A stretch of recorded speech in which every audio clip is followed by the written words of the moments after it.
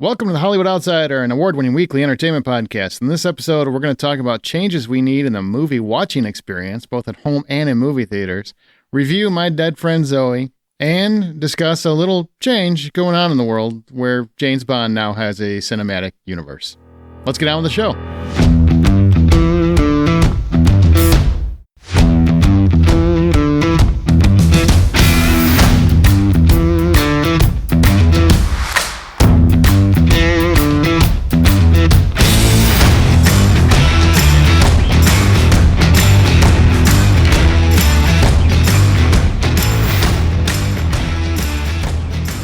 Hey, my name is Aaron Peterson. Troy is going to join me very, very shortly, but we've got a old face in the house. And Brian Williams is returning. Brian, say hello. Hello, and thanks for the old emphasis. The old former host Brian Williams, famously known as Santa Claus or Saint Dick, here at the Hollywood Outsider. I'm Aaron Peterson. If I didn't introduce myself, but we had actually recorded our topic for the week already. We were going to just drop that episode, but then some shocking revelations came at the end of last week, and I just think we need to talk about them because it's a huge deal. And just to give you a little bit of backstory here, James Bond has been in the Broccoli family for decades, right? Cubby Broccoli, I believe, was the initial owner, the father. And then he passed it down to his daughter, Barbara Broccoli, and stepson? Yeah. Michael G. Wilson? Mm-hmm. Okay. So they've been fighting tooth and nail forever because Amazon bought the rights a while ago. But the Broccoli said, you don't get creative control. So you get the rights, but you don't get creative control. And they've been fighting this ever since. Well, guess what? They finally said, we're not doing this anymore. I believe... what was the quote you saw from Barbara Broccoli about it? They're fucking idiots. Okay, so we got a good vibe from Barbara, how she feels about it. So they gave up creative control. They're kind of walking away and letting Amazon have it. And why that matters is because for the entirety of the James Bond franchise, which began with Dr. No in 1962, officially, this has always been creatively controlled by the Broccoli family. And now Amazon, who we know would never franchise something to death, right? Never. They would not do this. They have control. And Jeff Bezos has already asked, who do you guys think should be the next James Bond? So all of that to say, before we get into it, I want to ask you, the reason why this is special, at least to me, is because James Bond is a character. I read the books. I love the books. And I'm a big fan of how they managed to just do a movie every 3, 4, 5 years, whatever the number was. Even when they changed Bonds, it was pretty consistent. They didn't have any spinoffs. They didn't have TV shows much. They had one recently. They didn't even have continuity. It was just... Yeah. Who needs continuity? Marvel, you're ridiculous. You don't have to waste all this time. Just make movies. But so it's always been kind of like this event. It's been an event. And now... I think the feeling or the concern from others is this an event any longer? And so I wanted to bring you on because I know you and I are both James Bond fans. We have been. Yep. Can you give a little taste of like when you first or what your experience was with Bond, why you love him? It's really, it just comes from childhood. I think like most of us. Such interesting characters for me in my age, and I know which you can relate because you are the same age. I am older. I'm sorry. You are older, sir. Yes. By a large margin of like 3 months. That's older. Where I come from, that's older. You get into the bar before I got into the bar. That's older.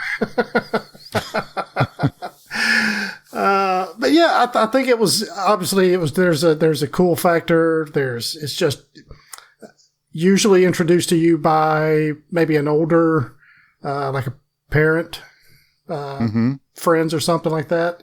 And in our childhood era, they were always playing on channels like WTBS. Those movies were always on. And so, yeah, I grew up, I mean, crazy characters, Jaws, others like that, just that were very memorable. And, Yeah, so it just became one of those things like every so many years, few years, 3 years, 5 years, whatever it was, when a new person playing Bond was announced, that was always like a big deal. And I think we're going to miss that. Yeah. God, that's my favorite part is like speculating who's it going to be and then saying, no, they're wrong. And then being proven wrong. They were kind of awesome. Like, ooh, why would you think that person? That person's horrible. But then, yeah, you're like, dang, that was a good call. And should we clarify? Do you consider the 1967 Casino Royale a real Bond movie? That was kind of like, it was not really part of the Broccoli family. If you remember that one, that was with David Niven. No, I don't. I don't think it's in the. I don't know the word I'm looking for, but I don't. It's I don't think it is. Yeah. Oh yeah, I almost said ethos, but no, it just doesn't. Yeah, it doesn't feel the same. I don't think most people consider that really part of it. Maybe it's one of those technical kind of a things, but kind of like Never Say Never Again, where Sean Connery came back, but it wasn't really part of the deal. Right. It was an offshoot, so to speak.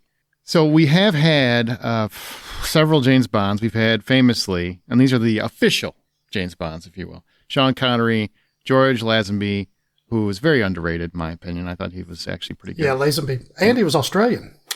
Good day. So then we get Roger Moore, Timothy. Speaking of Australian, this is way off topic, but I just watched a bit that I hadn't seen before, where you had Norm Macdonald kind of talking to Jon Stewart way in the past, obviously because he was alive, talking about the crocodile hunter and how he died. Yeah. It's a good bit. It's a good bit. Like all the crocodiles were sad, none of them got him. It's a good bit. Anyway, Sean Connery, George Lazenby, however you want to say it, Roger Moore, Timothy Dalton, Pierce Brosnan, and of course Daniel Craig is the most recent one. So that's who we've got. Now let's talk about this pros and cons. And I want to start with the easy one, the cons, right? What do you see as a negative for this? I really feel like it's going to be homogenized. There's just going to be so much of this stuff that's good enough to print, so to speak, but just not really. I think it's just going to be poor quality. There is something that these Bond movies have. There's a mystique, a feeling, a vibe, and I don't think Amazon has I just don't think they have the creative people and the people that have the vision to sign off on it, to recreate literally everything that we've had. I foresee all kinds of bad choices. Animated series. Oh, God, don't even say. Oh, well, Invincible's good, though. Invincible's a good show. Yeah, young Bond, military, like maybe military as he goes into the MI6. We've got to have that inevitable origin story because Timothée Chalamet is going to play him. Right. Yeah, he's going to be emo as fuck. And then he becomes jaded later because some lover, of course, ruined him. So, yeah, I am worried about the franchise, the over-franchising of it, because that's what I get concerned about. We're going to get a Q spin-off. Like, we're going to get his origin story. We're going to get M's origin story. We're going to get Moneypenny's origin story, And then maybe we'll get some of the Bond ladies' side shows, because we're getting a lot of shows, I'm sure, because of it being on Amazon. We're going to get Christmas Jones's finally we'll have her backstory. I've been dying to know how Denise Richards' character got there. That's definitely a con. I think that's the con most people are concerned about is ruining the franchise. And I didn't talk about, I guess, mine, where I came to James Bond. I also came to James Bond as a kid, read the books, loved the movies. And it's honestly, my dad wasn't around when I was a kid. I've talked about that before, but that was like the first thing we really bonded on. Jesus. I didn't mean to do that. It just happened. No, I know that was accident. I know when your bad puns are intentional. that was like the first thing we connected. with. There you go. And it, because we could get excited. It only came every couple of years. We could celebrate. We could watch the movies. We could, the old ones, and then go see the newest one together. Sometimes with my brother, although he wasn't as big into it. You get shaken up by watching the old ones, and you go stir it up in a new one. Absolutely. And I am a huge Bond fan. Years ago, you guys actually got me the whole collector set as a you podcast host. I still have it. I have it literally right above my podcast studio, the 50th edition, right? Oh, and you've got it too. Look at that. They're connected. Nice. You got James Bond poster over your shoulder. See, we're bonded. Huh? That was intentional, and I'm no shame about that one. So it's important to me. Went to the well too many times. Yeah, it's important to me. I don't want it watered down. I don't want them to have a Bond now and then realize they made a mistake, so they got to rush out another one. I don't want a movie every year or a TV show every year. We're getting. Yes, absolutely. A series, at least 2. I would probably guess 3 different series every single year. Sprinkle in some movies. Well, you're definitely. I think they're going to stick with the cinematic events. I'm hoping. I mean, they're even Jack Ryan. They just finished that series to take it to the movie screen. So they're trying to bring that back to cinemas. Yeah. It's not the same. I know that. I'm just saying, at least they see the value in going to a theater. I think they see the value, or they see they screwed up. Could be. Whichever one gets stuff back in the movie theater, man. I've watched the seasons, and I can't tell you anything about them because they're I like them, but they're forgettable. They are so forgettable. I think that is the biggest con. What you said right there, for me, is I can tell you I don't remember every single movie in every detail, but man, I remember big moments in every single one of every single James Bond movie. Yep, always. And I can't tell you the last memorable scene from any movie that was made for a streaming service. Like, there's nothing that just pops to mind as, God, that was great, Yeah. It just doesn't click the same for whatever reason. No, it's look, I like Thanksgiving dinner is one of my favorite meals of the year. I don't want it 8 times a year, 16 times a year. Me either. Once a year is good enough. It's fine. That's what makes it special. It's the anticipation of this thing that's been missing for a while. And yeah, this isn't going to be very good for the fans. There's going to be entertaining aspects of it. I am sure there's a number of things I'm sure I'll be like, all right, that was actually pretty good. And then I'll stop it and then check the like, but hit the little thumbs up, and then I'll move on to something else and probably forget about it. Well, the first thing I see Amazon doing is casting an American in the role. I could see that. just to buck the trend or something. Yeah. Yeah. There's Adrian Brody as James Bond. Great. Oh God. That's James Bond is looking out the window in disdain. Or what's his name? Adam Silver, Adam Silver. What's his name? The big nose guy, Kylo Ren, whatever his name is. Oh, Adam Driver. Driver. There we go. Adam Silver. I'm thinking Terry Silver from Cobra Kai. That would be weird. No, that would be that'd be worse. Or would it? Adam Driver. Yeah. I could. It's why not? Why not? I mean, there's a lot of, honestly, I know everybody goes through the who do you want, and it's Henry Cavill, and there's James McAvoy, and Idris Elba, and Aaron Pierre, which I think is a great pick. There's a lot of options out there for who could be the next James Bond. We'll talk about that in a second, but I just think I'm more worried about there being more than one, kind of like DC's Batman. I don't want that crap with James Bond. I can totally see them doing it.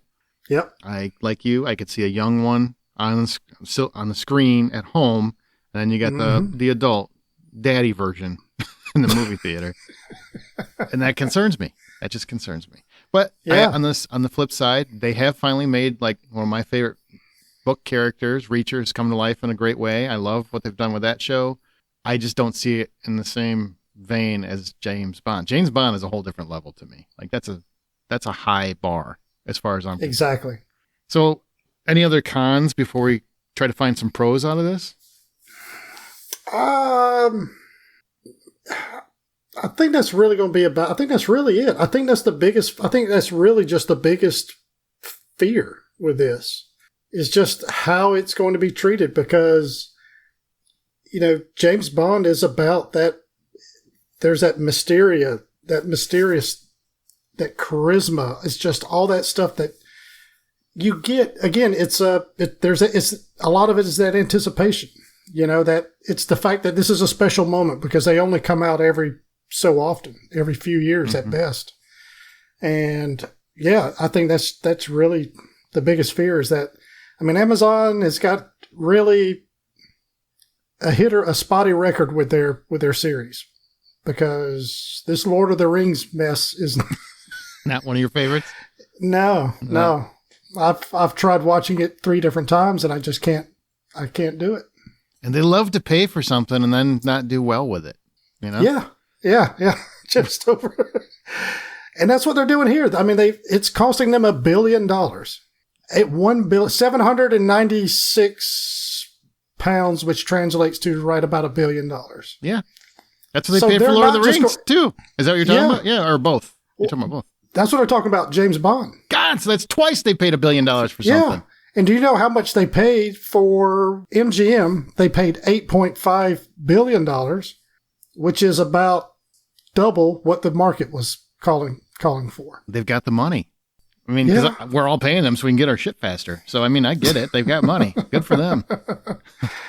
I don't know. They got more money than sense, it seems. It sure seems that way. So what's a pro? Try to give me one pro to this. Money.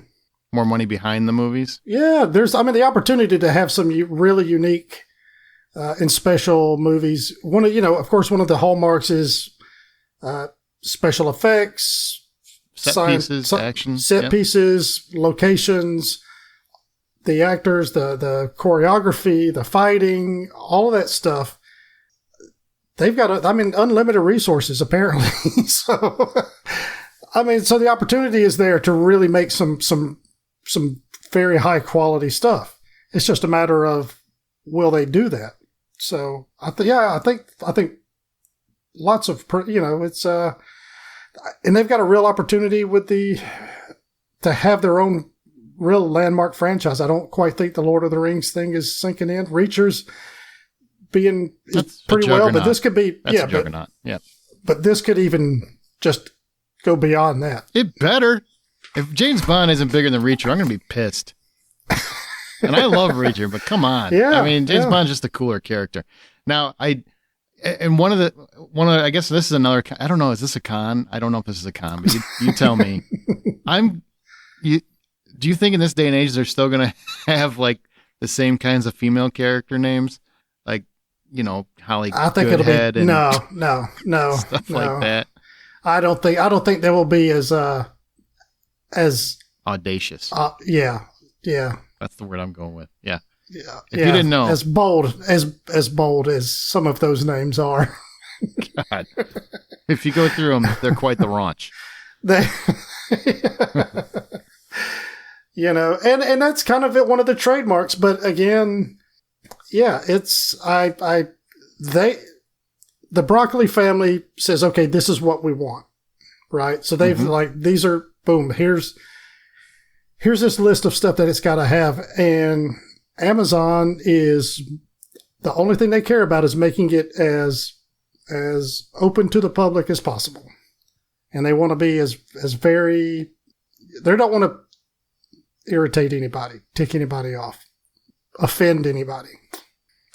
Yeah, there's never going to be any character named Pussy Galore, I would imagine. And just so you know, that is a character name. Don't write me. Character. That's right. Don't write me. That is Goldfinger. I am just the messenger. It's probably okay that that's not going to be a thing anymore. When it comes to pros, I do kind of like the idea maybe of having a cool Secret Service, or not Secret Service, but a British Secret Service agent show on Amazon and actually being pretty well. If they can find a good showrunner for it, I would watch like 003 or something like that. I don't want 007 on TV ever. It's just, to me, that's a movie. But I could get behind, seeing some of the other code numbers getting their own break-offs and maybe finally getting a female bond in that respect. I believe sort of thing.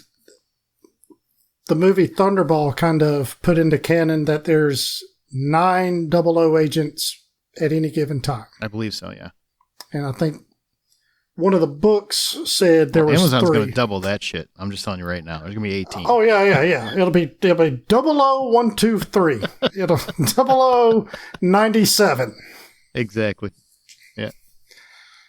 And then they're going to buy the rights to John Wick and make him an agent. I don't know how this is going to work. It's going to be nonstop. It's just going to be bam, bam, bam.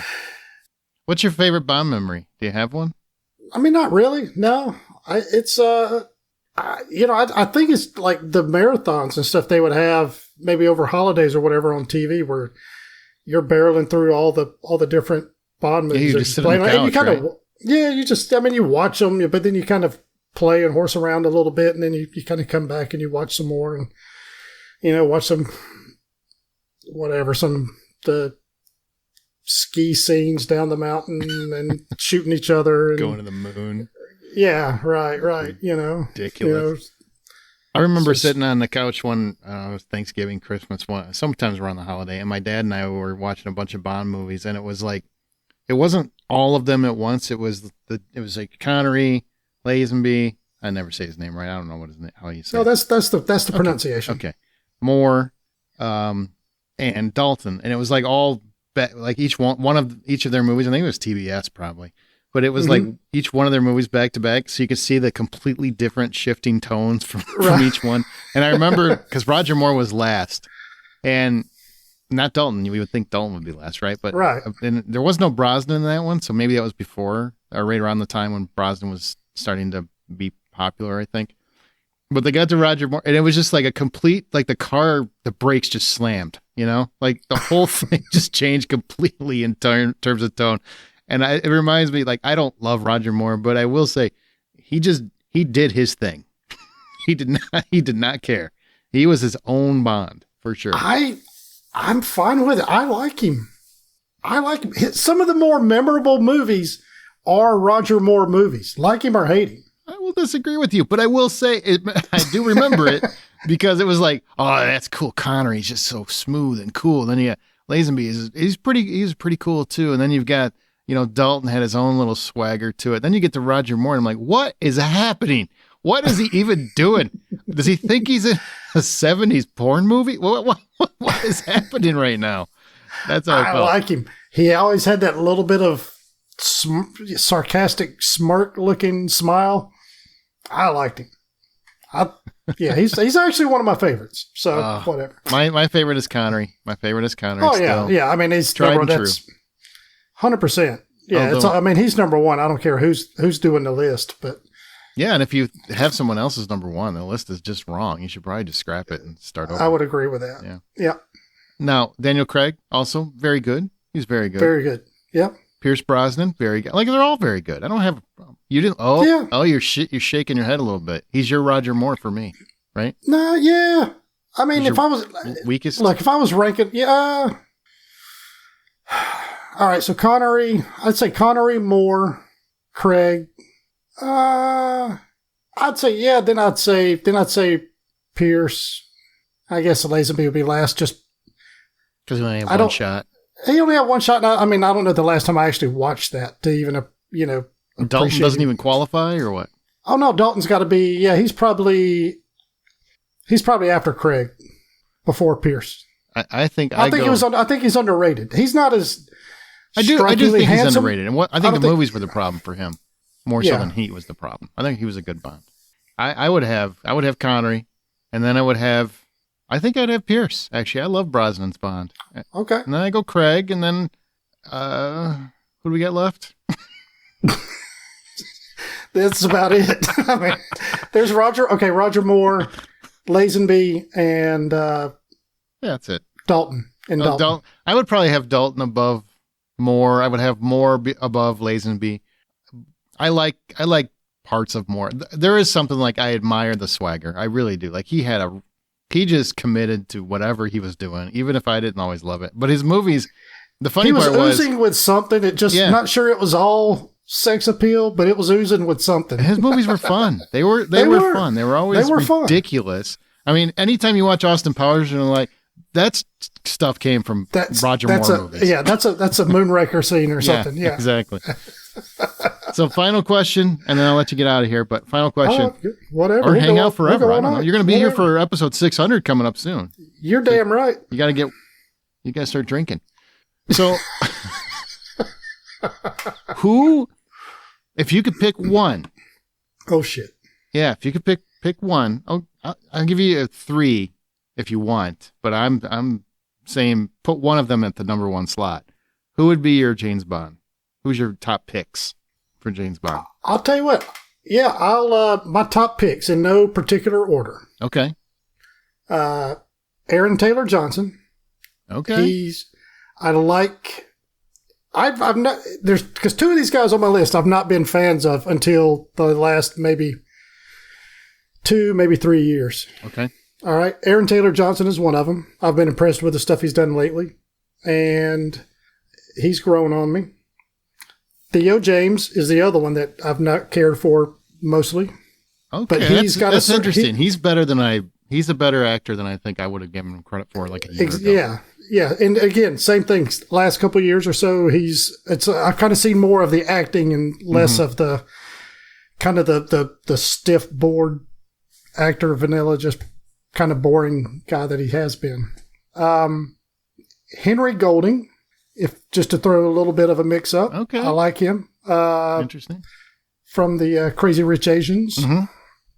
And I'll give you one more. He had a role in The King's Man.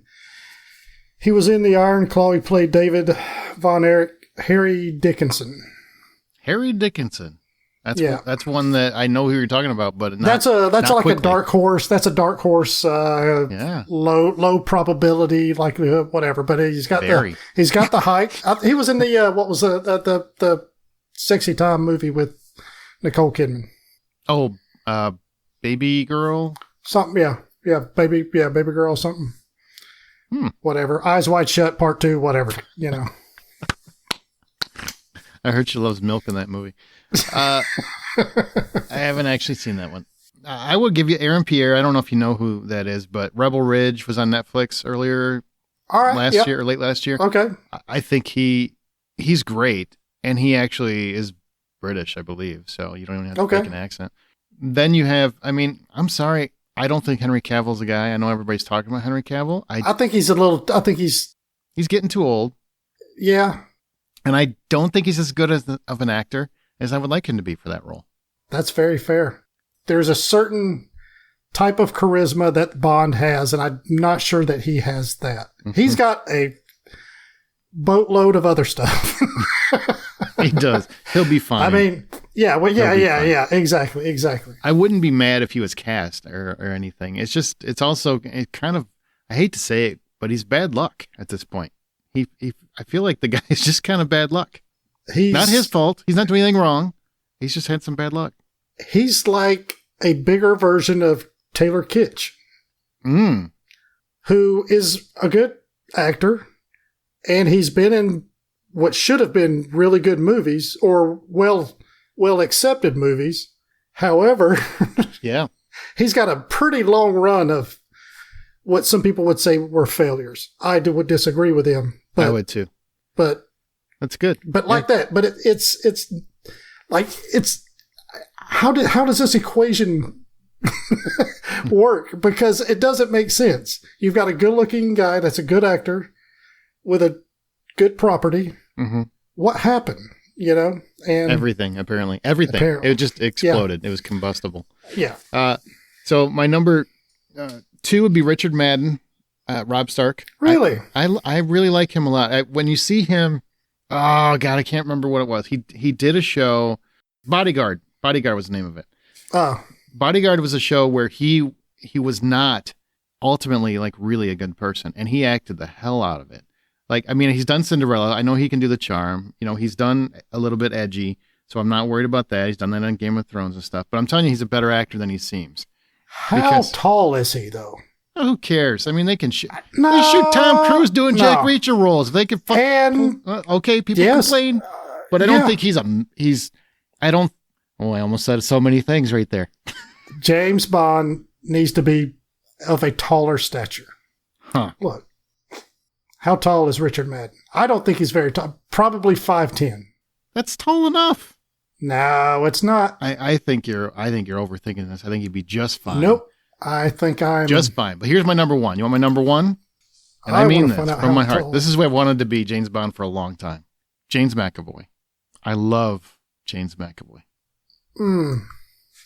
Oh, dang, I nailed it. 5'10". It's tall enough. It's not tall enough. It's got to be over 6 foot. It's 2 inches shorter than me. It's not like he's gonna. Yeah. He'll fit through the doorway either way. He'll be fine. He can run through. Look, you don't need to be. You don't want to be too tall because then you bang your head. You get some of those models that they're going to put in that show in heels, and they're going to tower over him. Cast shorter, like Katie Holmes towers over Tom Cruise. Not anymore because she escaped. Used to. She pulled a James Bond herself. She left in the middle of the night. Yeah. Okay. I love McAvoy. I love McAvoy. So McAvoy. All right. So I'm a huge fan of McAvoy. I love him. He's edgy, but also fun. Charming. Very versatile. Very charming. One of the most underrated actors working today, in my opinion. Oh, 100%. Yep. And a very likable villain when he has to yes. be. You're great. This guy is evil, and I kind of like him. Yep. In all the best ways. I can see myself hanging out at this guy's house, even though he's giving me every excuse to run like hell. But sure, I'll stick around and spend the night. I don't know if he's quite there for me, but I can see the interest though. I can see the interest. I don't know if he's quite there for me though. All right, fair enough. But I guess it depends on what age bracket they're going. I'm fine with Aaron Taylor Johnson too. I just saw Craven the Hunter, and I know a lot of people trashed it. I liked the movie quite a bit. I thought it was fun.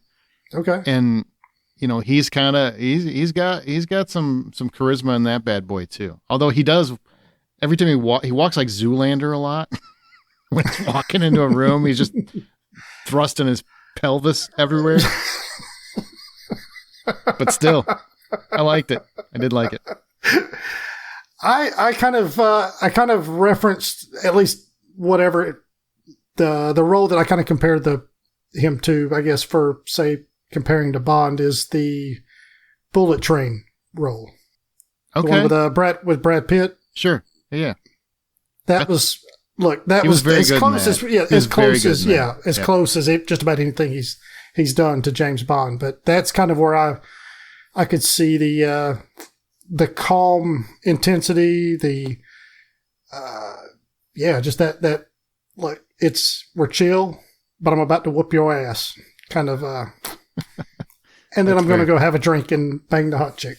But I mean, yeah, it's kind of the same character when you look at it that way. And Craven isn't too far from that either. So, I mean, he's, I think he could play it. I don't have a problem with him playing it. Yeah. But let's just be honest. It'd be better if it was McAvoy. But the number one pick from everybody seemed to be Henry Cavill. And I got to say, I think that's probably the last chance. I think that's the laziest. I think that's the laziest pick. It is. I agree. A person could make. Yeah. And again, he's I think in his early 40s, maybe 40, 41, something like that. Mm-hmm. I think he's barely into his 40s. How long is it going to be before they find a script or whatever? I'm sure there's a short list of scripts that they're looking at that they want to do, but it's still got to get greenlit. It's still got to go through all that pre-production stuff. Then they start shooting. Then they post-production. You're looking 3 to 4 years before, maybe not quite that long, but a solid probably 2 to 3 years before anything is coming out. And by that time, he's in his mid-40s, which isn't old, but it's not young. I mean, it's not young. It's not young. Yep. I mean, but it still works for Bond because, I mean, he's kind of usually has a few years on him. He's not old, but he's not he's not like a greenhorn or nothing like that. He's seasoned. He's been around a little bit. So will you be last the question? The window is small for Cavill. I'll put it that way. last question, and then we'll move into the next topic here. But with Troy and I, in terms of James Bond, if they move it to for whatever their reasons, if they have movies but they make them streaming films to try to sell their Prime Video, even though we grew up rewatching them on TV and buying the DVDs and everything else, so it's not like we haven't watched them in a theater before. Mm-hmm. Do you think that would kill it for you? Or would it dilute it quite a bit? Because I honestly think taking the event out of it would dilute the character a lot for me. Yeah. Even though I could still enjoy them on replay.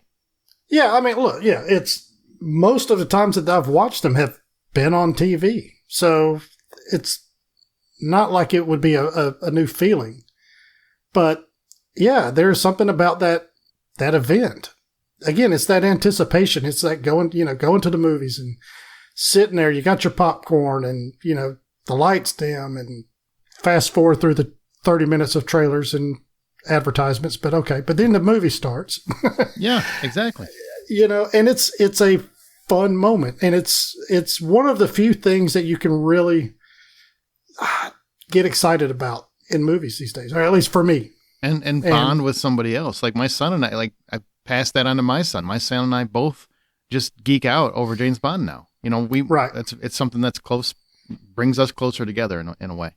Yeah, 100%. Yeah. So, yeah, there's been very few things that have had a release on TV, streaming, whatever you want to call it, and that I've been just thoroughly excited about. And I can't see Bond changing that. So, yeah, if they do that, it's one of those things, I'll watch it, but when I get to it, like everything else. You're going to make must-see event, cinematic universe, or whatever you want to go, must-see cinematic event fodder become eventually, I'll put it in the instead of must-see, catalog. it's must-add to watch list. That's what it is. Exactly. I don't want James Bond to just go in the back of the cat. It's already been too long since we got a new one. Now we're going to have to wait, number one, at least 2 or 3 more years before we even get a movie. At least, yeah. But we'll probably have 4 or 5 shows before then, so at least we'll have something to tide us over. Brian, thanks for being here, man. Thanks for joining me for this James Bond. Man, my pleasure, man. Anytime you need some help, just let me know. Well, I'll tell you what, we're going to have an episode 600 coming up. You're gonna help us there, right? So there we go. Yeah, absolutely. And I'm in. That's actually going to be early for Patreon supporters. So if you want to hear it early and uncut, that's at patreon.com/TheHollywoodOutsider. It'll be out probably a week and a half before it releases in the main feed. And I believe Brian's going to have some information about the Ho Cruise on that episode, the next Ho Cruise. Absolutely. Got lots of info for that. So see that? This is how you get a brother to commit. All right. That's how you force him to. That's how you paint him in a corner. All right. We're going to move on. We're going to segue into this discussion with Troy and myself about the movie theater experience and what it's like, how we go about it these days. Awesome. Before we segue, we got to do one more thing though, because Brian mentioned this a little too late in the game, but he has some spin-off ideas. So let's go. Hey, well, I had them ready just in case the conversation hit me. I want to see if I can get excited for some shit. All right. So, kind of joked about the young Bond and the inevitable origin story kind of stuff, but I had some spin-off ideas. Okay. And so, number 1, Cooking with Q with special guest Jaws. Of course. It all makes sense. I'm in. I watch this. Yeah, that'll be a big success. You get another one that's kind of probably in the style of maybe like the Kardashians or something like that. Goldfinger, Addicted to Style. So there you go. So everything's covered in gold like he prefers it. I get it. Hijinks with Halle Berry. I see what you did there. Don't care what it's about. It's got Halle Berry. And, yep, you're already winning. Yep. And then Blofeld, the Cat Whisperer.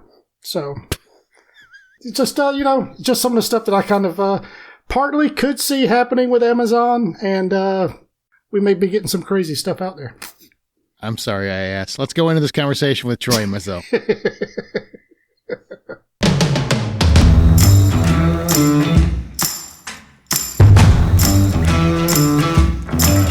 My name is Aaron Peterson. Joining me today is my fellow host, Troy Heinrichs. What's up, buddy? It's just us. Just us, man. It's kind of lonely. It's a little more intimate this week. A little more Westworld style. It is like the old days. I was thinking about that the other day because I was in Arizona and they had this little tiny church in the middle. They have lettuce fields. Who knew in Yuma, Arizona, that they grow lettuce in the desert? And there's this little tiny church and it's like at the mountains and the sand. And I was like, wow, I feel like this is literally a Westworld thing right now. We were talking about it on the way back and like that show came out in 2016 for its first season. Like I forgot that it was like two years in between each season for that show. And for people that don't know, we did a podcast called Beyond Westworld where we covered the whole show. And yeah, it's been a while since I watched. I need to rewatch it. I haven't seen that in a while. Well, you can't unless you own it. That's the problem. I do own it. David Zaslav's an asshole. Is it even on Freevee or whatever anymore? No, Freevee's gone, right? As far as Just Watch does not have it anywhere that you can't get it unless you buy it. Oh my God. I'm glad I own it. I own all 4 seasons. I'm pretty happy. I do too. That. I do too.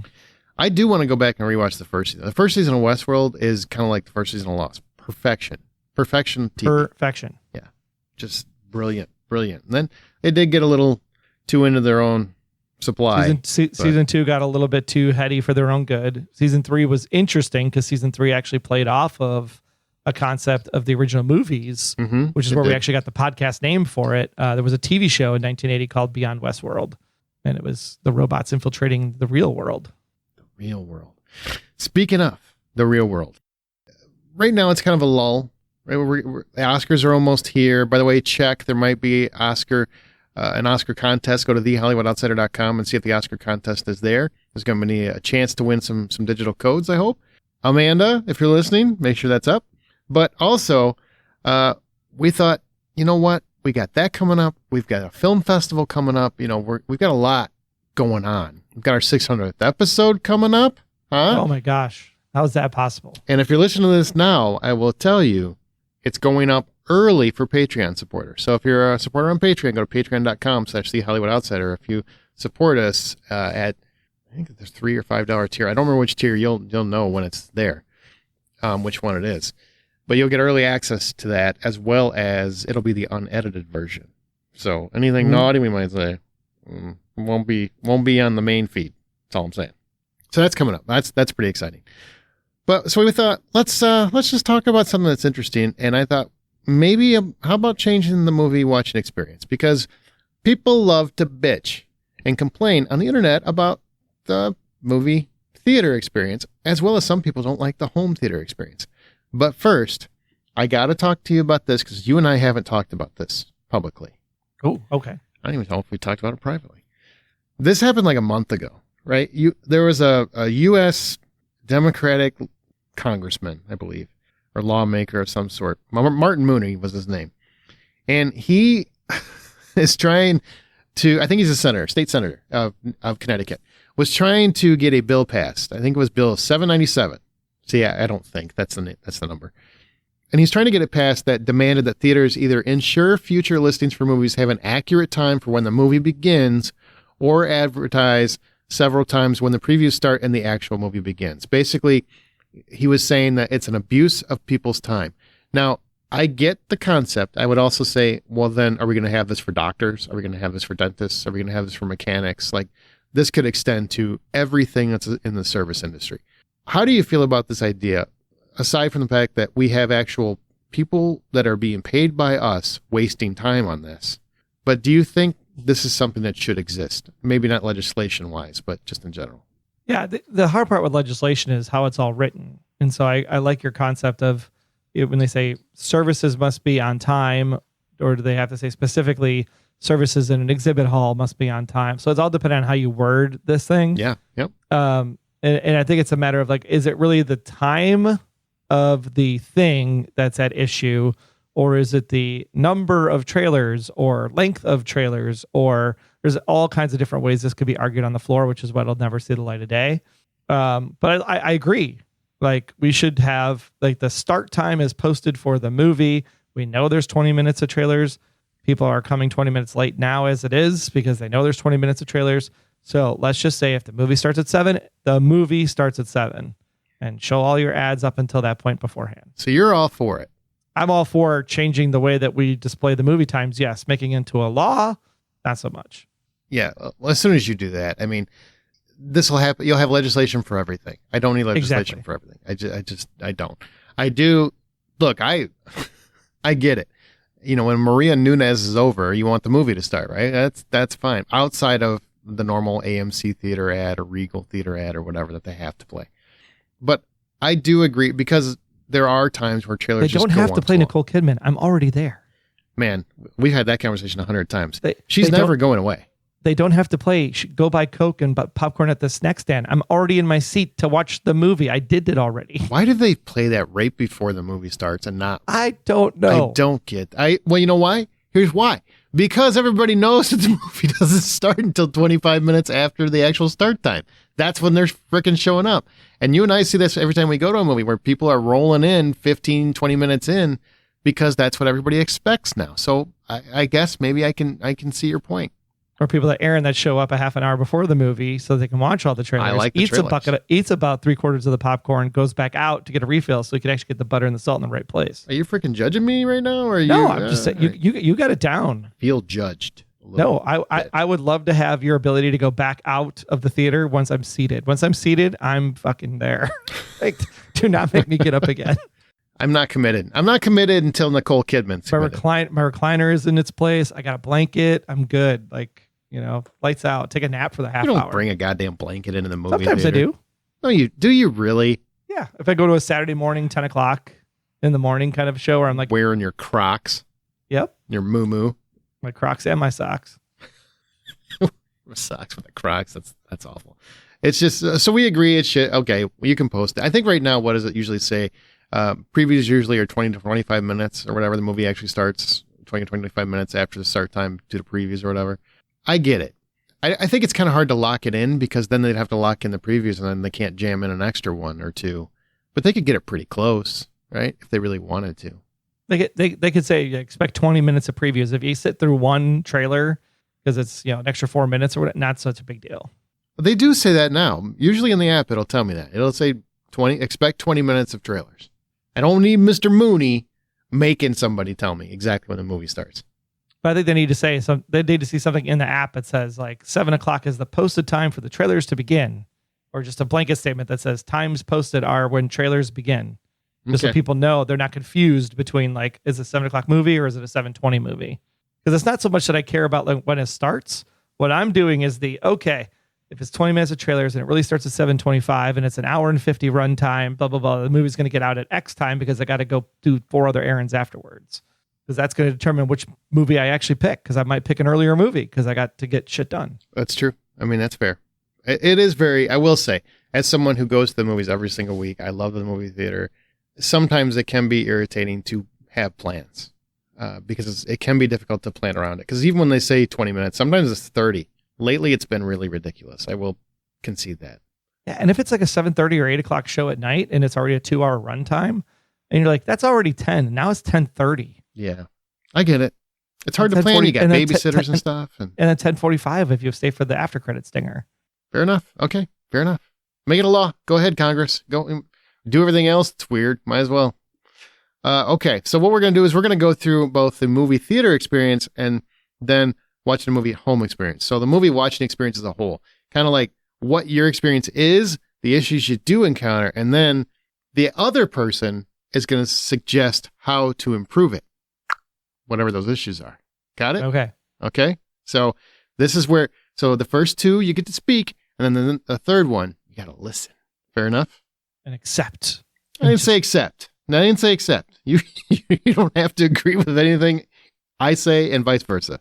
But why would I start doing that after 12 years? I know. It hasn't started yet. I don't know why I would start now. So first off, take me through your experience going to a movie theater, like from start to finish. How does, you're a pretty regimented guy. How does your experience go? Yeah, I mean, I typically would go to the exact same theater, which is in our area, it's the Barrington. You plan ahead, or like on the app, you get tickets a couple days ahead, or you same day? I'm an AMC A-list member, so I definitely get tickets in advance. Okay. Might be same day if it's like a 10 o'clock Saturday, like I just want to go to the show kind of thing. But like if I'm really planning, like I'm going to go see a movie this weekend, I will definitely get my seat and stuff in advance. Okay. Make sure I get somewhere probably 4 rows up, middle, if I can. That's about the target area I like to be. I will always try to go see it in the Dolby Atmos AMC Prime theater. Okay. If that's not an option, then I will default back to IMAX. The problem I have with the IMAX theaters, the two that I would go to in the area, they do not have reclining seats in the IMAX theaters. They have individual chairs. So there's no like reclining. There's no like put the center armrest up if you're like out with somebody. So that's the only problem with the IMAX theaters. But I have to say, like, sometimes the IMAX experience is definitely better than the AMC Prime experience. Okay. So it just depends on the show. Sure. And if it was filmed in IMAX specifically, it's definitely worth going to the IMAX to see the IMAX specific stuff.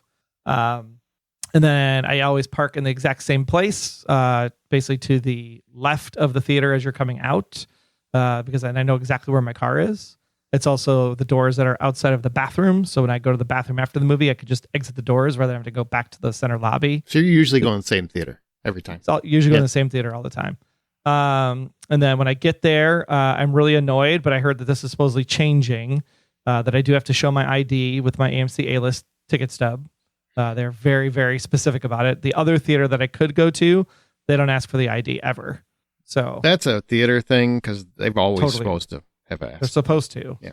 I appreciate that they do because it's what they're supposed to do, but it's also freaking annoying. So I just got to get my fair enough driver's license out of my wallet, and it's like I just want to go into the theater and I, carry a blanket, whatnot, and then get in, and then immediately go to the AMC skip everybody else in line.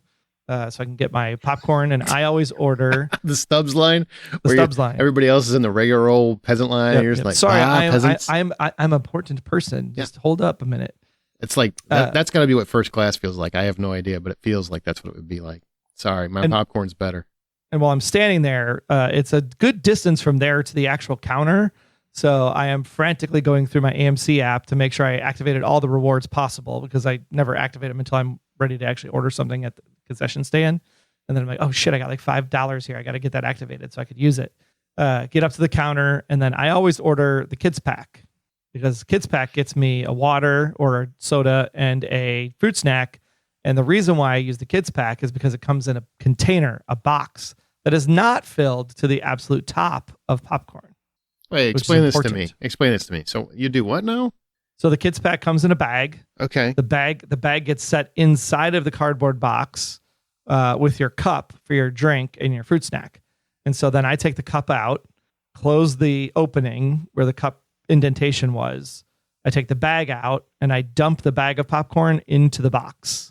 And then I will then get my butter and my salt and put it on my popcorn, close the box, and then I use the box and I vigorously shake it around so I can coat all of the popcorn. Okay, you got to plan evenly with the salt and butter. And then make sure I get enough napkins, because it is a box that has an opening at the bottom. So I make sure I have a napkin underneath there in case any butter drips through and not onto my clothes. Oh, you've got a serious plan. Yeah. And then, I go sit down and I get my drink and then go into the theater.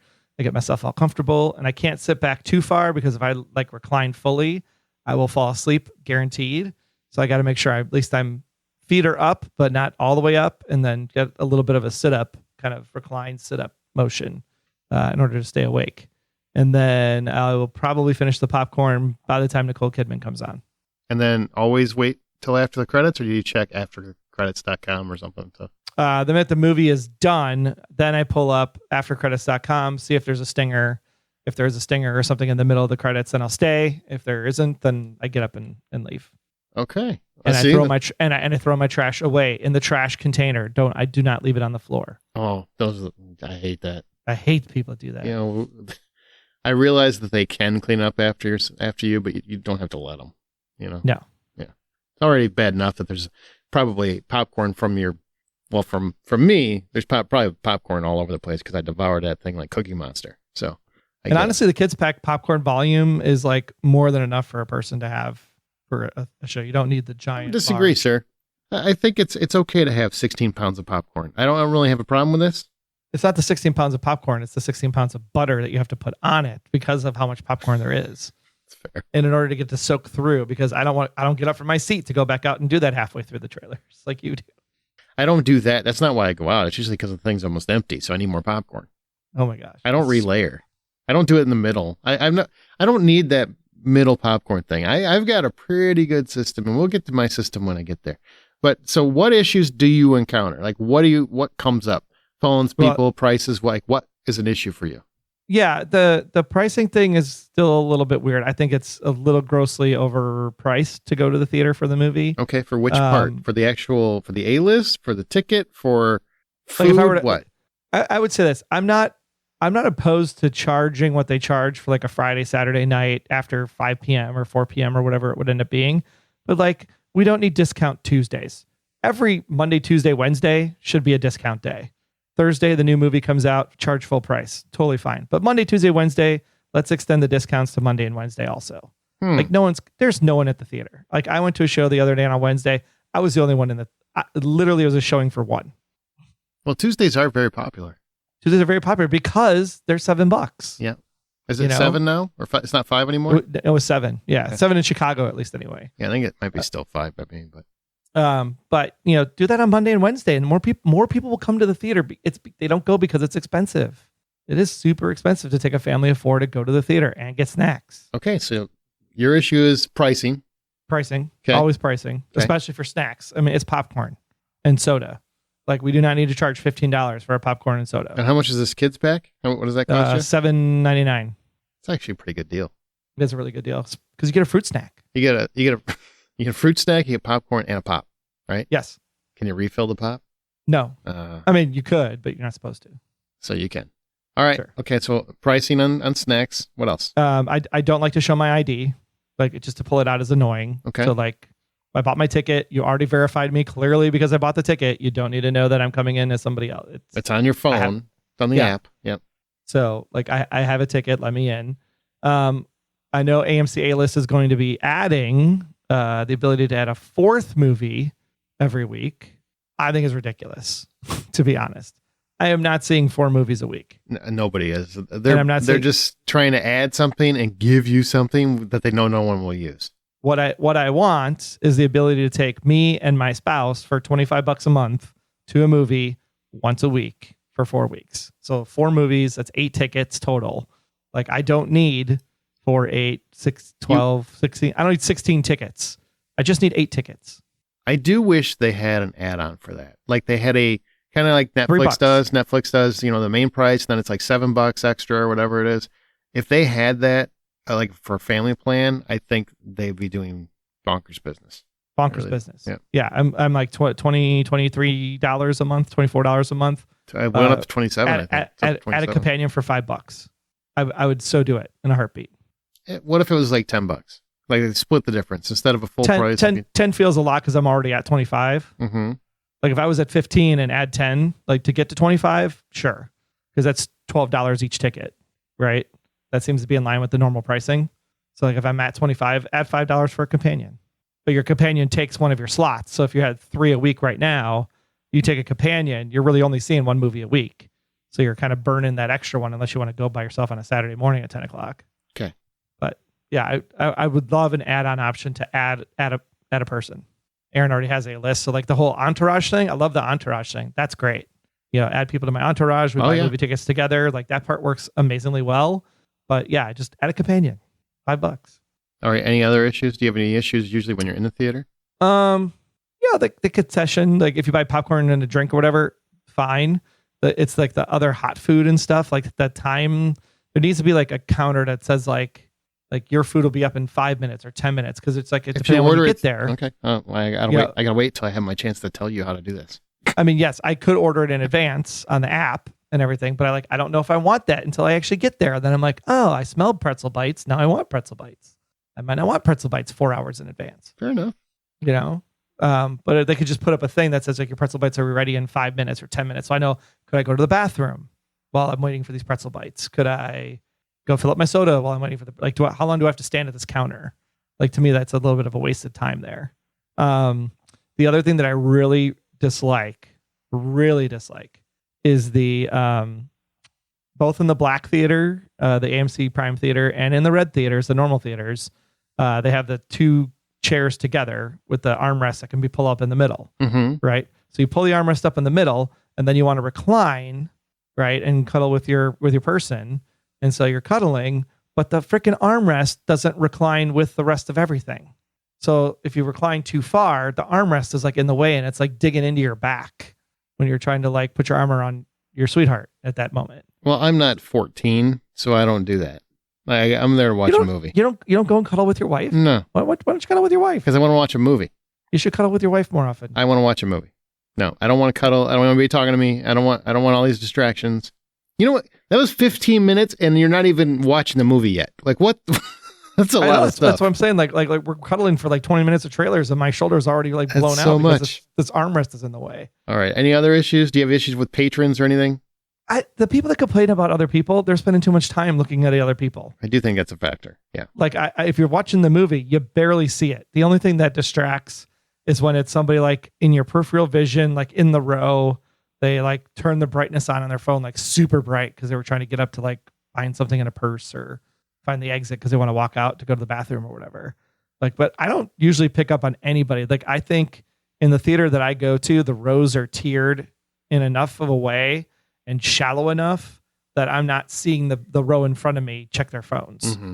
Right. And I'm definitely not seeing people next to me check their phones because the seats are wide enough that unless they're like, I'm on top of them, I'm really not seeing the person next to me pull out their phone because I'm watching the movie.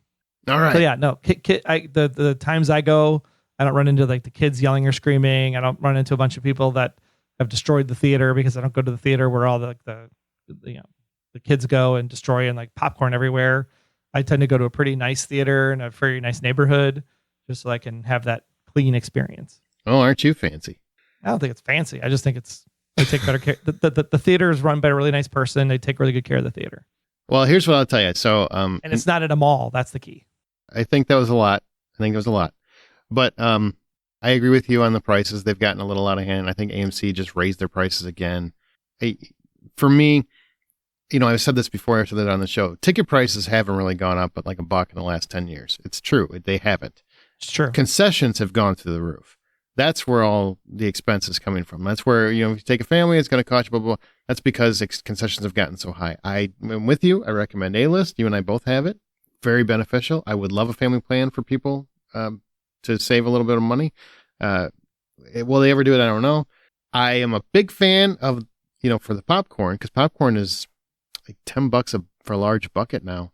The refillable bucket at AMC is great. You just got to find a classic cinema to have them. You pay $25 one time, which comes with popcorn, and then you can refill it for $6 every time. So if you go to the movies as often as I do, $4, you're paying for it in just a few trips. It's well worth it. And it's great to have that because it does save money. So I want to know which one you went to because I actually looked at that to see which classic theater was close by. And I was like, man, do I got to drive all the way down there? I drove 45 minutes. Yeah, 45 minutes. You're closer to the location than I am. Yeah. It was. Now, would I have driven further than 45 minutes? Probably, because I use that bucket all the time, man. I know. It's well worth it. And I was able to get one for my parents, too. Definitely thinking about it. It was well worth it. Next time, I'll just ask if you want one. Next time I go. There you go. So that's okay. So that's your movie theater experience. Yeah. I don't really have anything else to offer. I think you kind of got that down in terms of how your system works. You and I are very similar in terms of having a system. So here's how I do it. Now, I'm not going to go through parking and everything else. I think people get the gist. I park my car. But it's important to like park somewhere where you want to like just get the hell out of there. So I'm similar. Yeah, I park very similar. When I go in, I got my app ready, and I've got my refillable bucket. So I get that. I get a large drink with 2 straws. We share, but I don't want to share a straw because I hate lipstick. It drives me nuts. And then we always get like one meal, a theater meal because it's dinner. So it's either pizza or the Impossible Nuggets, one of those two, and we just split it. It's not a big deal. And then that's usually one of those things where go get to your chair, get situated. I'll go back out and get whatever that meal was. It'll be usually done by that time. And then watch the trailers. And of course, as soon as, the couple come on and they're showing all their excitement about the movie that's about to be there, then I run out and fill up my bucket from whatever I've eaten thus far. So I don't have to get up again. And then I'm back in the theater. So that's like borderline almost always my experience. That's exactly what I do almost every time. They know me by name, which is wild and I think good. But it's always nice because they will take me seriously if I do complain about somebody because I'm there all the time. And I don't do it very often. But I don't have many issues in the theater, and I've gone to multiple theaters all over the country. And honestly, I really rarely have an issue. If I do, it's usually somebody turning on their phone, and I'll say something out loud. I'm not shy. I'll be like, hey, knock it off, like turn it off. I'll try to be nice the first time. That's you only get one nice time. And then if they don't respond, then I'll just go get a manager. It sucks, but it happens every once in a while. But my secret, okay, this is my secret. It shouldn't be a secret, but I've talked about it before. Whenever you have an opening, I always go opening weekend. I want to see it when it first comes out, whatever it is, right? So does everybody else. If I don't have a screener, I want to be there as soon as it comes out so I can watch it with fans.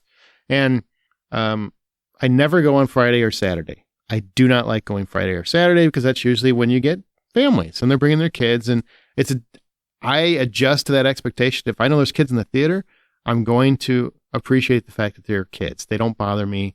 I know they're going to be loud. They're going to talk. They're kind of going to be anxious. That's just what kids do. If it's a family film, just forget about it. If you can't handle that, don't go. Period.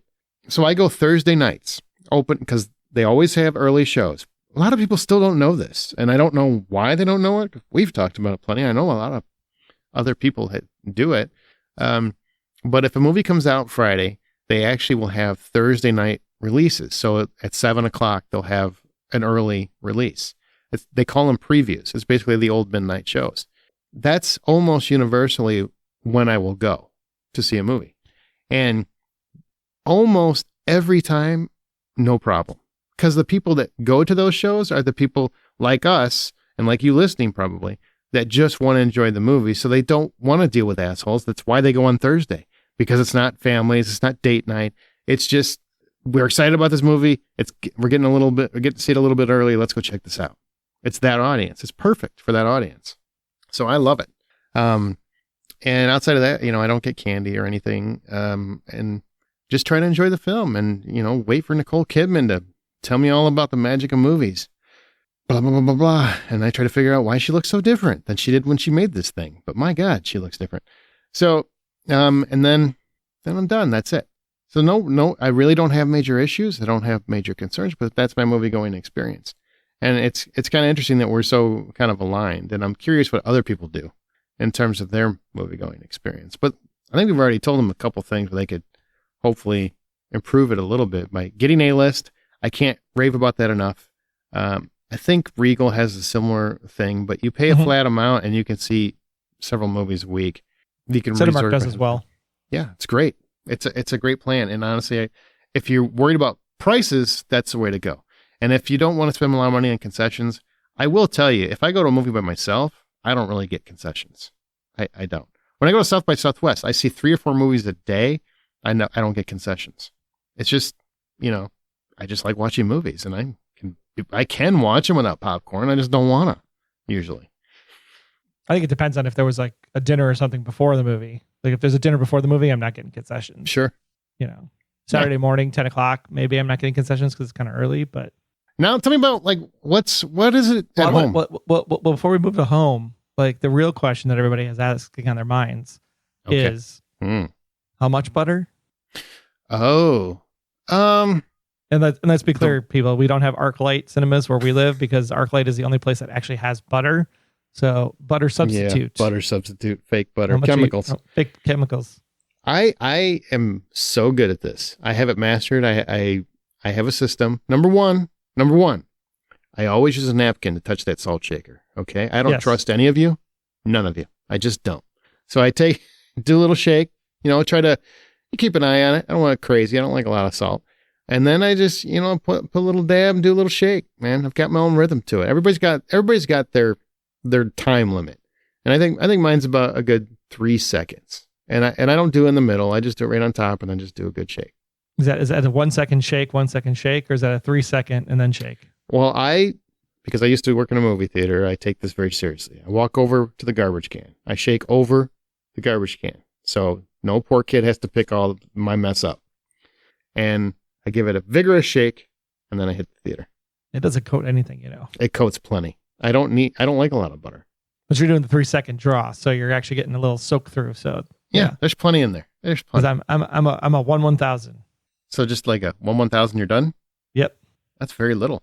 I know, because I don't want the chemicals. Oh, well, that's fair. But I need something. You went to chemicals. I'm fine with chemicals. So what do you do at home? Like when you watch a movie at home, is it different? I mean, I assume, like, do you have to have all the lights off? Do you got to have dead quiet? Are you on your phone the whole time? Like, what's the situation? No, I mean, like if I'm watching something I have not seen yet, I'll air pop. So I have an air popper. So okay. So that's healthy. Yep. So I'll air pop popcorn. I have avocado oil plant butter that I'll use to melt. Wow. And then as it's air popping, I'll pour that in as it's popping, so it mixes as it goes. So no microwave then? No, we'll microwave the butter. Okay. To get the butter to melt, and then just pour that onto the popcorn as it's coming out of the air popper. Salt it at the end, and then the bowl that I use is the same size as my pots and pans lid for my pan for the stove. So I can put the lid over the bowl, and then I can vigorously shake the thing to coat. You're big on this vigorously shake thing. Vigorously shake. I want to coat every kernel. Every kernel has to be every covered. Kernel.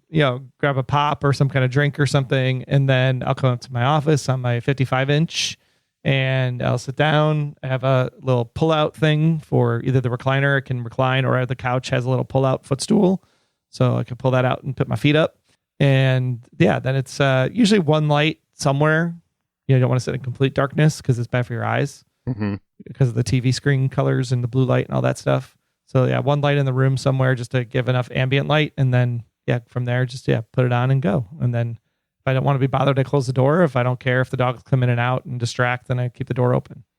I just got a Kindle Paperwhite.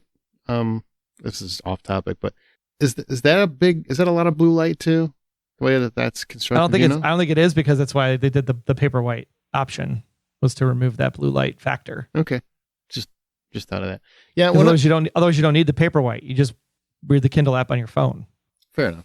When I watch a movie at home, I mean, I just prefer to be comfortable. I'm like you. I don't want to lay down because I'll fall asleep. If I do lay down, I will not be watching all of whatever that is. Right. So I just sit up, and I don't do anything special for that. We don't pop popcorn or anything. It's just turn the movie on. I can be kind of rude, not rude. If somebody is watching it with me, my wife, friends, whatever, and I haven't seen it before, I do get irritated if people are on their phones the whole time. Because I'm just like, well, why are you here? Like, go somewhere else then. Go down the room. Yeah. Especially if I'm like, okay, I can go somewhere else and watch this, because it's distracting to me. I mean, it would be distracting in a movie theater. It's distracting at home. And I know you're not paying attention to it. And nothing irritates me more than someone watching something with you and asking you questions about something that you are watching at the exact same time. Mm-hmm. Like, because you weren't paying attention, you're going to ask me a question about what you weren't paying attention to. That is like a huge pet peeve of mine. Just a huge pet peeve. I'm sure there's a nice way to handle it, but I just get irritated. Doesn't that bother you? No? No. I don't let it bother me because I'm trying to watch the show. You're like, whatever. Go ahead and do jumping jacks. Do your exercises. I don't give a damn. I'm just watching this thing. Yeah. I mean, as long as you're not loud and I can hear you or see you out of my peripheral vision.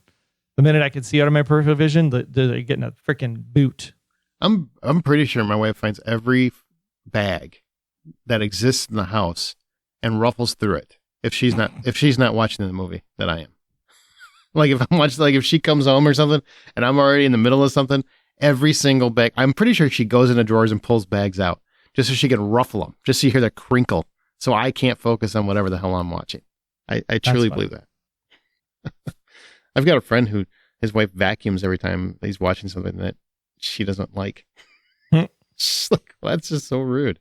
Why would you do that? That's just so rude. That's funny. And for snacks, I don't really do snacks. It's like, I just don't. At home, to me, it's different. I don't enjoy watching movies at home as much as I do in a movie theater. Ever. Completely different experience for me. So that was interesting. Yeah, I mean, and I'm trying to think of what I watched at home recently. And honestly, it's like sometimes like I'll just watch a movie and I'll actually watch it on my phone. Can you enjoy that as much though? 100%. I got my AirPods Pro. I put those in, complete noise cancellation. I hear nothing outside of what's in the headphones. And it has spatial audio. So if I turn my head, it'll adjust the audio to like where my head is looking.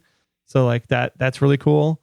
Because the thing that people are like, why would you watch a movie on a small screen and blah, blah, blah. The screen size does not matter. What matters is the distance between your eyes and the screen that you're viewing. So actually, when you go purchase a television, you want to figure out, where do I sit? What's the distance between where I sit and where the TV needs to go? Whatever that distance is, you divide it in half, and that is the size of the TV you need to buy for that room. So if you're holding your phone and you're holding your phone, 2 inches from your face, then the phone is just as big as the movie theater screen in that regard from a visual line of sight perspective. Hey, as long as you're getting the same thrill out of it. I have a hard time, especially if it's anything bombastic or, grandiose. I do not want to watch it on my phone. I want to see the full scope of it. I want to feel the rumble, all of that. Get better headphones. I've got great pair. I've got a Sony WH-1005. Yeah, yours are pretty good. Yeah. That noise canceling, they're great. It's like one of the few perks I've splurged on. And I'm glad I did, because noise cancellation is amazing. When I'm traveling and I'm on a plane, I don't even hear the engine anymore. Right. So I miss every stewardess announcement. I'm just letting you know. They're like, pay attention. Yeah, okay. I hope I remember what you taught me, because these planes are dropping left and right these days. I gotta pay attention. Oh, yeah. I never thought I would think of that one. It's like, in the case of the plane turning upside down. Yeah, that just happened recently. All right, well, that's kind of what we want. I just want to talk about like movie going experience. I know maybe that's a lame topic. I don't know, but I just think it's interesting to see how other people experience their movie going. Now, to your kids, because you've got younger kids, do they do anything that drives you nuts and how they watch movies? Are they doing it in any special or different way? Or... Oh, no, because we were a movie house from the beginning. So we instilled very good parenting into the children in advance. They're always respectful. They're not being rude during the movie. Super. Okay, good. Whew. Yeah, I mean, the daughter made it all the way through Wicked and check her phone once. Good for her. Yeah. I think that's important. I really do. And hey, you heard me talk about Cleaner last week, right? I talked about the movie Cleaner with Daisy Ridley. Yes, you did. Well, I'm just letting you know that movie from the director of Casino Royale, Martin Campbell, you don't want to miss Daisy Ridley, Clive Owen, and Tad Skylar in this action-packed thriller Cleaner. When a former soldier gets caught in a deadly hostage situation, she is forced to engage in her old ways in order to save the lives of all involved. It's full of twists, turns, and death-defying stunts, and Cleaner is in theaters February 21st, and you can buy your tickets now on Fandango. And I tell you what, we actually have a little help for you here. If you send us an email, contest@thehollywoodoutsiders.com, that's contest@thehollywoodoutsiders.com, put your name, and in the subject line, put Cleaner, we'll send you a Fandango ticket to go see this movie. How you like that? How about that? How you like that? You can use it for Cleaner. You can go see it ASAP. So just do that. Contest@thehollywoodoutsiders.com. We're going to draw 5 winners, and then we'll get in touch with you who won. So thank you for listening, and I hope you enjoy Cleaner. Speaking of Fandango, movie-going experience hot tip.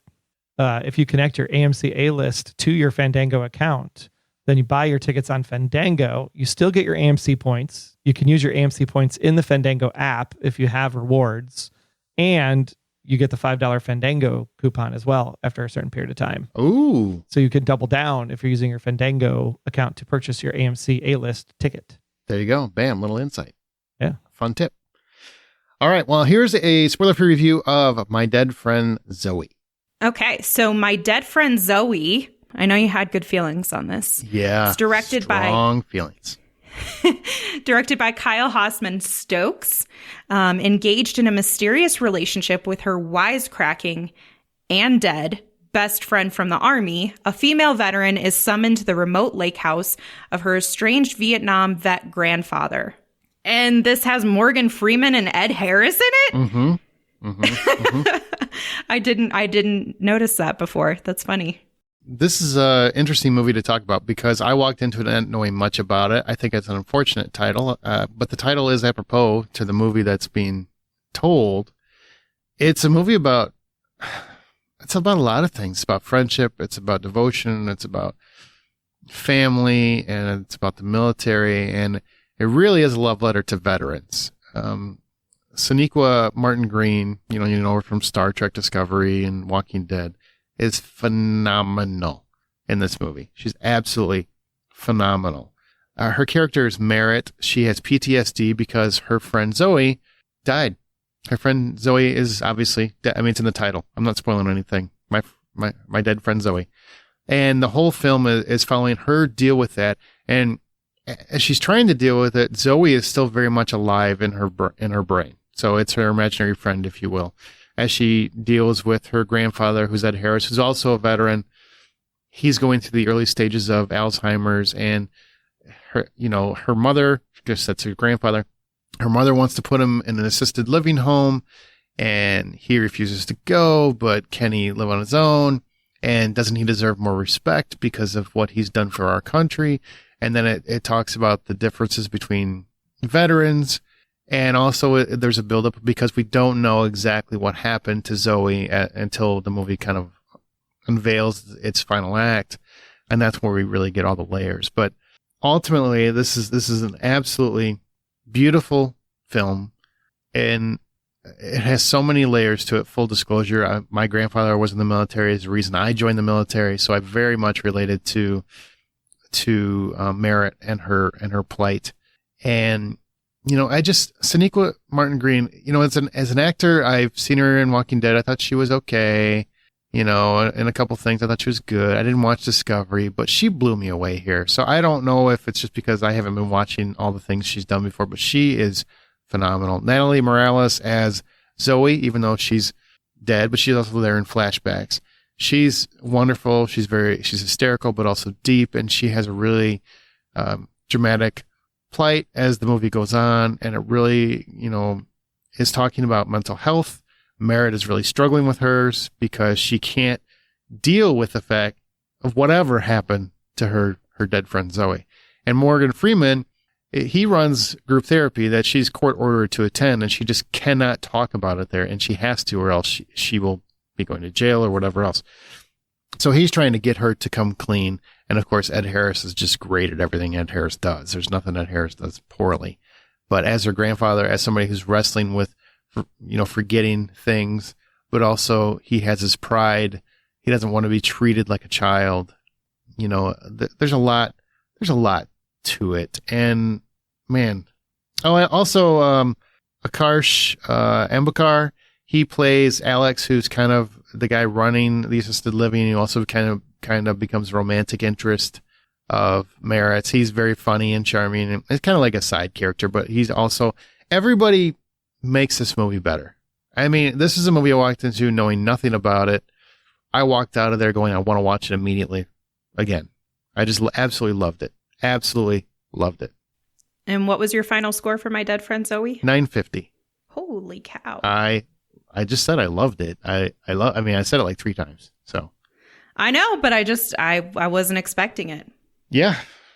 All right. And coming out in the theater on February 28th, Last Breath, a true story that follows seasoned deep sea divers as they battle the raging elements to rescue their crewmate trapped hundreds of feet below the ocean's surface. And it stars Woody Harrelson, Simu Liu, and Finn Cole, and it looks freaking thrilling. Yeah. I'm like Woody Harrelson's I'm captivated for this. Yeah, it looks great. Really does. So good. Riff Raff is also coming out, a former criminal's ordinary life, which is turned upside down when his old family shows up for a long-awaited reunion.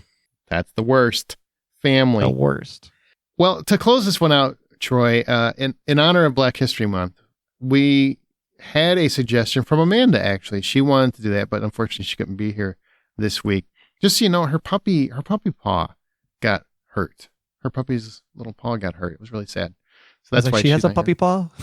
She doesn't. Her dog's paw got really, needs stitches messed and everything. Up. Very sad. Very sad. So she couldn't be here. But which performance do you feel most captured the essence of a Black icon? Created one on their own, maybe, or opened your eyes to a different point of view? Yeah, the thing that I kind of sat with is that I go back to, there was a lot of controversy around the movie because of what happens in the movie. They wouldn't show it in theaters and stuff. Mm-hmm. But it was Glory with Denzel Washington, Morgan Freeman, Matthew Broderick. It's a story of a Massachusetts infantry group, the first all-black infantry group. Yep, I know Glory well. And that was very historically accurately done. They actually borrowed a lot of Civil War reenactment people's costumes and weapons and things. So it wasn't for all those people donating stuff. The movie never would have gotten made. The detail was really, really great in it, to the point where there's a green symbol for the Massachusetts infantry in the cap of Matthew Broderick. You never see the inside of the cap in the entire movie, but the detail still there when they actually made his costume. So I thought that was the attention to detail there was pretty awesome. But Denzel, just he won an Oscar, he won a Globe for his performance in this movie, and just the respect of that group in bringing that story to light for a lot of people for the first time in 1989. That was a really great job, just to say like, hey, we fought for the country too, so show us the same respect that you all are asking for. That's great. I love Glory. The whole scene where you get the single tear going down his single face. Tear. Yeah. Just one of the best performances of all time. I could go through a whole lot of lists, so I'm going to give you a few that really mattered to me. From the fictional world, I think Wesley Snipes as Nino Brown is, granted, I know it's a little bit stereotypical for sure, but it was such a powerful performance. And I thought he really kind of demonstrated this is how someone in the criminal underworld rises up, because he's charismatic, he's smooth talking. I mean, and he's just brilliant, really, in terms of how he turned that neighborhood into a huge crack house. I love Nino Brown. I think he still should have been nominated for an Oscar, but that's neither here nor there. And then we got several favorites. Apollo Creed, I think, is one that doesn't get represented enough, because I think he really kind of showcased how important sports are in the modern American story. I love Shaft and Foxy Brown for personal reasons. Foxy Brown, Pam Grier is just gorgeous. I think she's gorgeous. When it comes to more characters based in real life, I would say Daniel Kaluuya as Fred Hampton was phenomenal. And then my favorite, I've talked about her before. I mean, it's only recent, so it's probably, I know there's a little recency bias, but I do think Danielle Deadwyler as Mamie Till Mobley, that one hits me particularly really hard. We just talked about her story on Inspired by a True Story, which I think is probably our best episode. And we'll probably have it in this feed at some point just to, help promote the show. But I just love that performance. I think she absolutely crushed it. It was just phenomenal. And I mean, I'll go back to, I want to go back to one more fictional. Sam Jackson in everything, literally everything, but especially anything Tarantino. But Malcolm X, Denzel as Malcolm X. I don't actually like the movie Malcolm X. I'm not a big Spike Lee fan, but I will tell you that he was masterful in it. And he made me like a movie that I just don't like Spike Lee, mostly personally, like him as a person. He can be just overindulgent, I think, and a little exhausting as a personality. But man, Malcolm X, I think Denzel, like, the dude might be the best actor of all time. He might be. He's definitely in the top 3. He's in the conversation. Oh yeah, Remembering the Titans also. You could go down a list. You could keep going down a list, and you come up with a bunch of them. Like, you just nonstop would just keep coming up with titles. And Sam Jackson is great too, but he also kind of plays the same character and everything. Yeah. I mean, Nick Fury is Jules Winfield, just with no F-bombs. Now, Malcolm X is completely different than Training Day and Glory and all the other roles that he's played. Remember the Titans, etc. One that I really enjoyed recently was American Fiction with Jeffrey Wright and Sterling K. Brown. Oh my God. Both of them were wonderful in that. Yeah. Like Sterling K. Brown goes to a place just with the loss of their father and conversations they had and where he goes. I thought his character was really amazing. That Jeffrey Wright's performance is just out of this world in that movie. And the fact that he's really trying to be like, man, I don't want to write that black stuff. He's just trying to be a respectable, everyday, normal author. And he has to like resort to actually being black in order to get his stuff to sell. And it's just, the movie's great. The ending is completely bonkers and where it goes. If you haven't seen it, definitely check out American Fiction for sure. Oh, John Coffey. Oh yeah. John Coffey, Green Mile. Michael Clark Duncan. I can go on and on. These are performances and actors we would celebrate anytime, but Amanda just thought we should mention it. And I agree. Black actors should be celebrated. There's a lot of great performances, and I'm glad that make movies now that speak to their audience. That didn't happen for a very long time, that black people can actually get films made for their audience, which didn't happen for a long time. It's sad, but it's the case in Hollywood. We should mention like Whoopi Goldberg, first black woman to win the EGOT, which is... I didn't know that, honestly. Yeah. I didn't know that. Okay. Wasn't Halle Berry like the first one to win for Monsters Ball? First woman to win, black woman to win. Yeah. Yeah. A lot of great black actors out there, though. Yes, absolutely. Yeah, no, that's great. So you know what you should do for Black History Month is go watch some black cinema. There's a lot of great stuff out there. And I would recommend Foxy Brown for reasons. Not going to say what they are. Love Pam Grier. I had the biggest crush on her when I was a teenager. It's sad. I really did. And there's a actual museum here for in Pam Grier? Chicago. No. Damn it. But black museum history here in Chicago for cinema, for art, that our good friend Harry Lennox was a part of on the South Side. I do remember that now. Yeah. So if you're in the Chicago area, want to think about African American cinema, to check that out. All right. Well, thanks everybody for listening. I hope you enjoyed this, and remember to go check out My Dead Friend Zoe. I love that movie. It's already one of my best films of the year. And it's not just because his quote was on the screen for the entire promotional sequencing tour. You mean the he trailer? He actually does like the movie. Yeah, I actually do. I mean, that's why it's there, because I love the movie. But yeah, they did use my quote in the trailer, which makes it better. Absolutely. Big, huge. Can't miss Seeing my name in the movie screen was very nice. Or the Hollywood Outsider's name, not my name. Yeah. So, Troy, anything in closing as we wrap this baby up? Just make sure you park your car by the bathroom when you go to the movie theater. It's like, are you afraid you're going to do some damage in there and you got to get the hell out real quick, or what? Like, you got to make an exit? Hasty exit? I'm just like, I go to the bathroom and I'm like, I'm done to the bathroom. It's like, I want to get the hell out of there. I don't want to have to like fight people. Do you wash your hands? I don't want to touch. I want to bump into somebody, you know? Just checking, because there are people. The door's got the little push bar at that side of the theater, so I can do the hip check, so I don't have to touch the door. There are people. It happens very often. I don't like it. It happens at any event, restaurants, but in a movie theater, that will go in the restroom, don't wash their hands, and I'll see them eating popcorn and sharing it with a loved one. Those people are horrible. Shame on you. Don't do that. It's wrong. It's also kind of gross. All right, that's going to do it. Thanks everybody for listening. Remember, the next time you head to a theater, buy popcorn. Next week, we're back for Oscars. We have the Oscars. It'll be Oscar time next time you talk to us. Or listen to us. If you talk to us, that would be weird, but good for you. And thanks for listening. Remember, the next time you head to the theater or stream comfortably on your couch, buy popcorn. I don't even know what I'm saying anymore. No, sign up for the contest if the contest ever happens. See? Amanda, are you still listening? We're still going. Amanda, really.